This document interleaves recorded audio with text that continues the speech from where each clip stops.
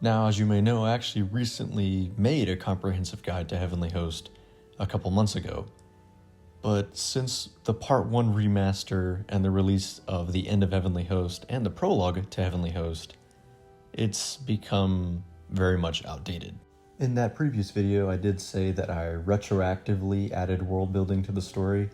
That is mostly true, but I should have said that everything I added in retrospect was always intended to be part of the story.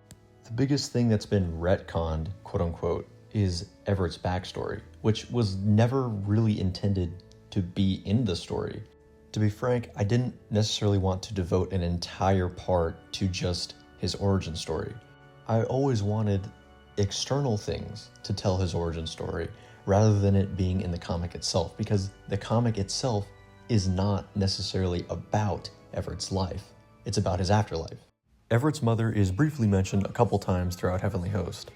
The first time is in Part 1 when Everett's talking to Lucy at the coffee shop. The second time is in Part 2 when he's telling his life story to Michael. It's still super vague, but it does add a bit of intrigue to Everett's backstory. The last time she's mentioned before the end of Heavenly Host is in Part 3, where she actually affects the story in some way, where she gives Everett the hoodie with the cross of the Heavenly Host on it. And the last time she's mentioned is in a news article that's hanging in Abigail's home, talking about her death. And the art you're seeing on screen is actually canon, but it is a dramatization of what actually happened, not, a photograph in universe.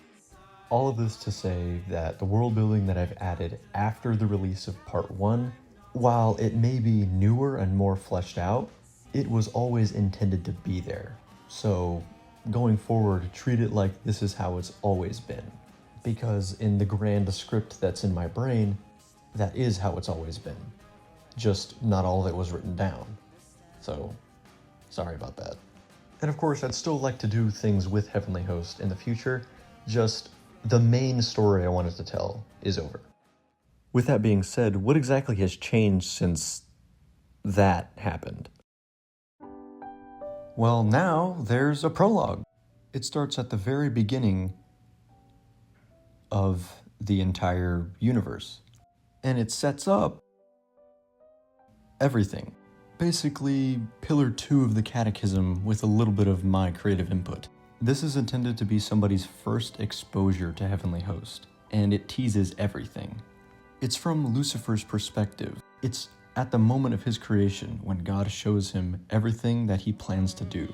It includes God's plan of salvation, the greatest story ever told, and also the people who defeat him at the end of time. It even shows what Lucifer's intended purpose was. Also, the reason why they don't have faces is because this is not necessarily supposed to be a concrete, this is going to happen kind of thing. These roles have yet to be fulfilled because nothing has happened yet. And since God's creatures have free will, it's up to them to sort of step into this role rather than God assigning the role. But alas, it ends tragically, with Lucifer deciding that he will not serve God, kicking off the events of not only Heavenly Host, but all of salvation history. Also, one thing to note is that this is what disobedience, sin, and death look like. No, this isn't Eve. This is the first seed of the Antichrist.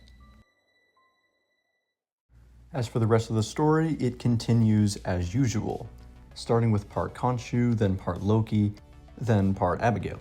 These provide necessary backstory for important characters like Khonshu, Loki, Michael, and I guess Abigail's kind of important. Of course, part Abigail is an interesting case because it actually leaves off in the year 2025. It's actually extremely important because it not only introduces us to the main character of the main story, but it also tells us that he's a superhero and that he's dead. Or at least is going to die once you start reading the main story.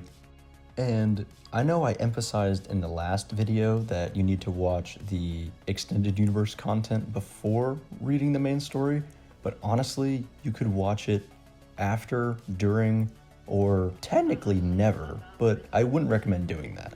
While this YouTube series isn't integral to the story, it does provide certain motifs that are in the comic that would be lost on the reader if they don't watch the series.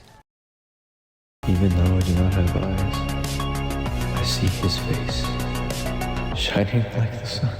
Even though I do not have eyes, I see his face shining like the sun.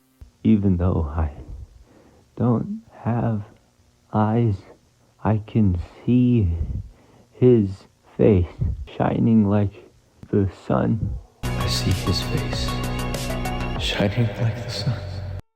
But again, to reiterate, not everything that's in the YouTube series is actually in the comic. It's canon to it, but it's not a part of it. And the rest of the story continues as usual with part 1, 2, 3, and 4. This is what I consider the main part of the main story. After part 4 is over, Everett is already in heaven. His arc is essentially over, which is why there's a credit sequence at the end of part 4. It's not the end credits, that comes later. It's just a mid-credit sequence, basically signifying to the reader that Everett's journey is over. I intentionally made the credit sequence for part 4 the exact same as the trailer, just, with actual credits instead of just it being the trailer again.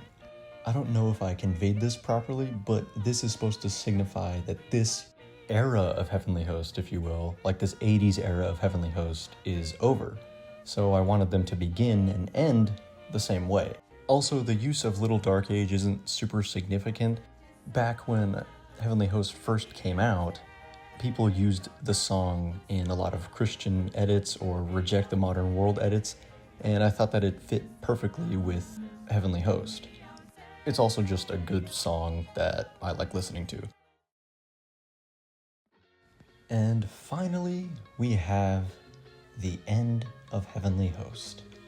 1985 is long gone. 40 years after the events of Heavenly Host, Everett is canonized as saint in the year 2025. The same day Carlo Acutis and Pier Giorgi are canonized, which, as of recording this, is Sunday. Everett's canonization, as well as the Antichrist being, on Earth, has indirectly led to a lot of division and strife with the church.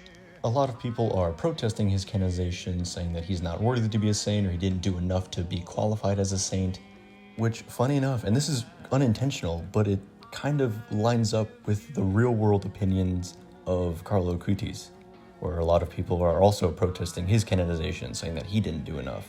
When I wrote that into Heavenly Host, I didn't actually know about any of that. It's, I guess, a pleasant coincidence.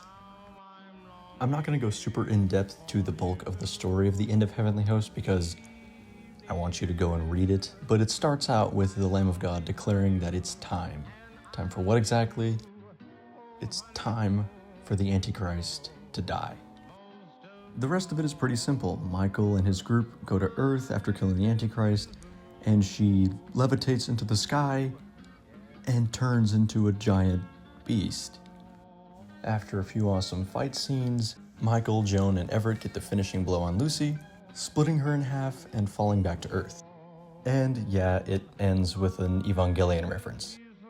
Just kidding, it ends with Everett leaning back as the sky gets brighter, as he's about to embrace the world being made new. Also, I just want to mention this. A couple of people have told me that they think that the ending is a reference to Superman, and I'm going to say this, it is not. I wrote and illustrated this way before Superman even hit theaters, so it was a pure coincidence. It's funny, just because when I was watching Superman and I saw the ending, I was like, I ended Heavenly Host a similar way. Even down to using a pop song that I regularly listen to, kind of like James Gunn. But yeah, it's all finished.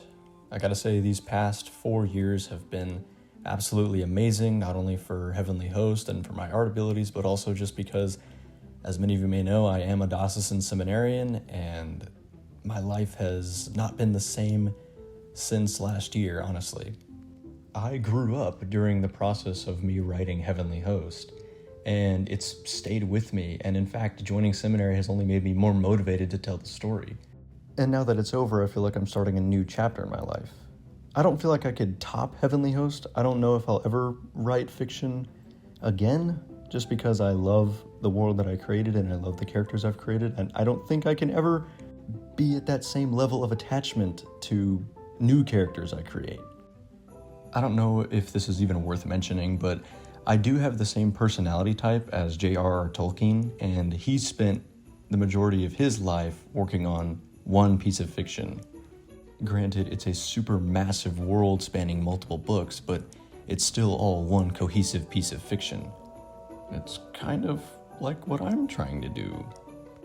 But yeah, in conclusion, go read Heavenly Host. It is my magnum opus, I'd say. Links to my work are going to be in the description as always. And yeah, thank you so much for watching.